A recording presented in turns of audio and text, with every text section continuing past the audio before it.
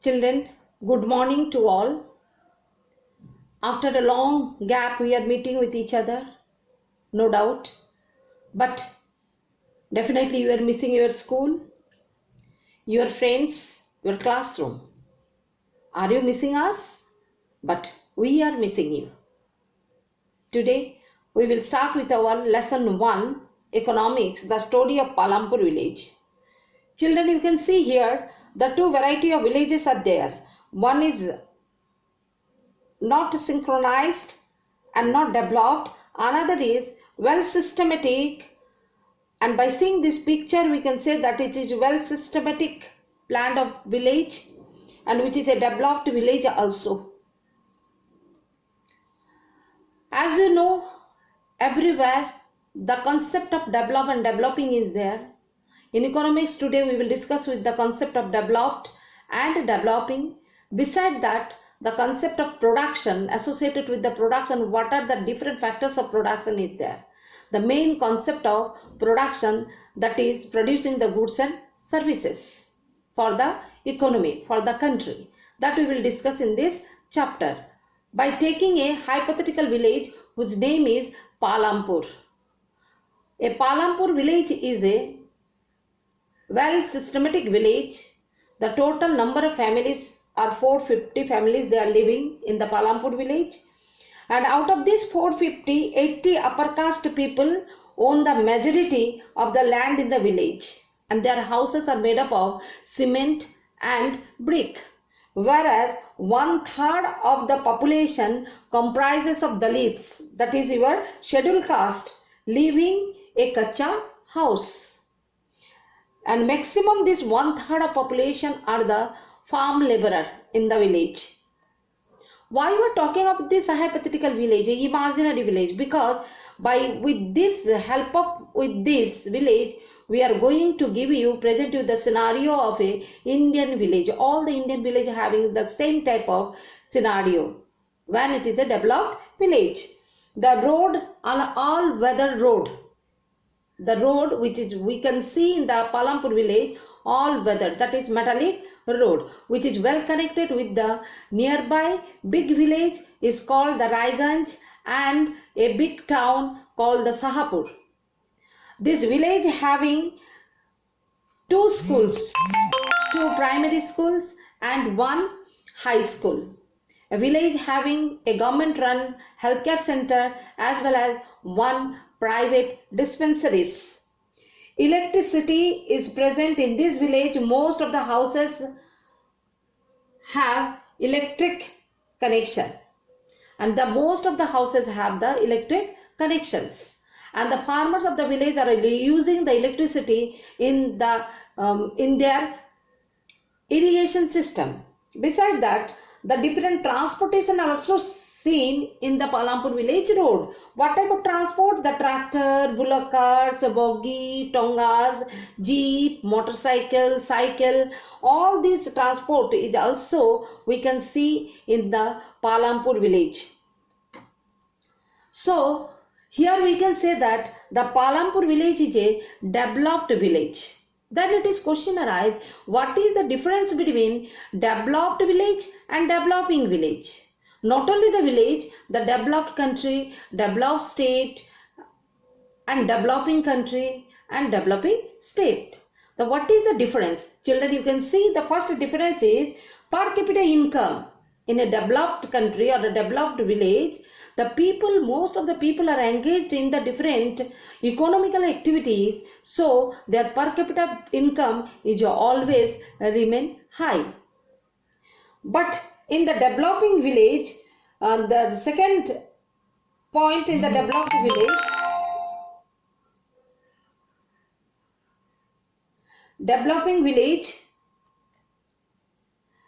then second point is the standard of living is high. Always in the developed village, the standard of living, or the developed country, the standard of living of the people is always remain high because their per capita income is high. Then third one, the level of efficiency and productivity is high. The people's efficiency and productivity capacity is remain always high in the developed village. whereas the rate of capital formation is also high. For this reason, the capital formation, the monetary formation is always remain high in the developed village, whereas in case of a developing village, per capita income is low and there is a widespread poverty. If we will see, in a developing village, maximum poor people are there, maximum poverty is seen because their per capita income is low. Their standard of living is also low because their income is low. Then third point, the level of efficiency and productivity also low.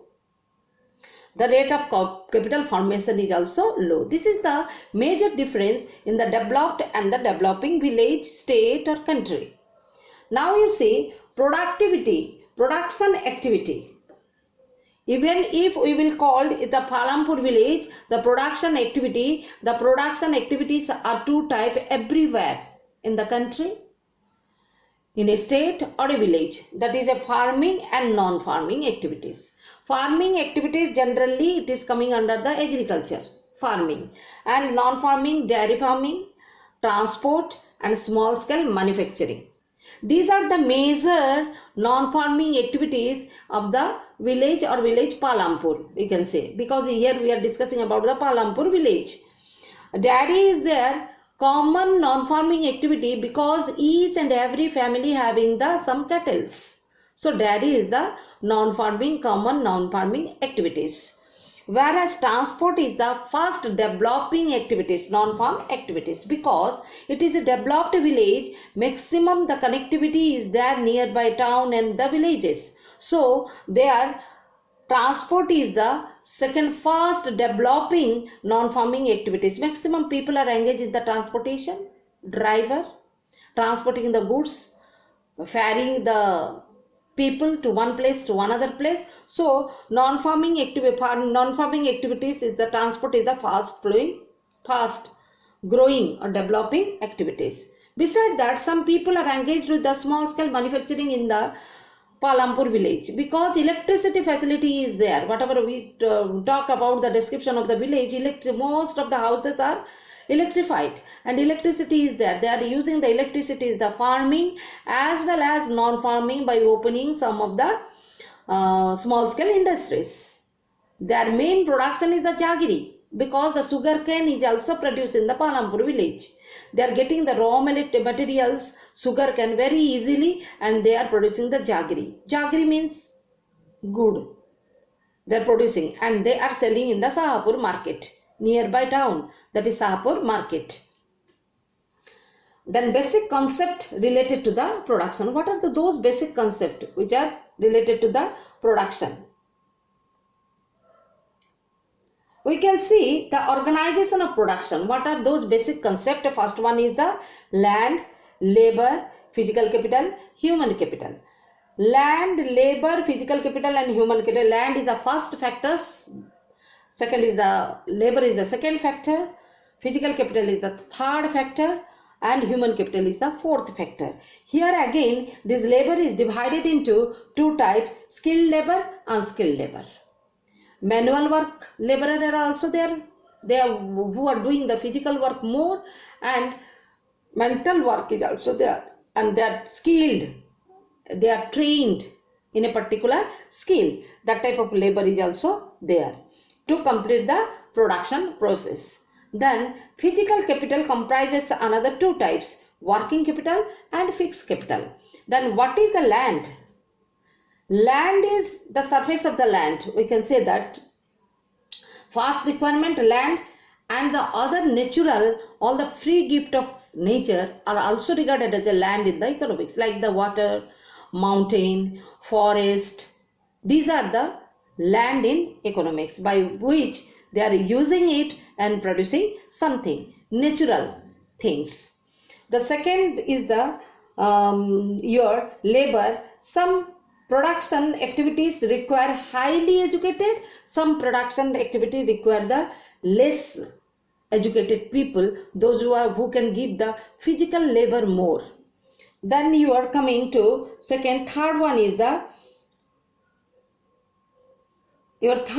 the physical capital, and the What is physical capital? Physical capital means the inputs which is required to produce the goods is called the physical capital. The physical capital comprises money also, raw material also.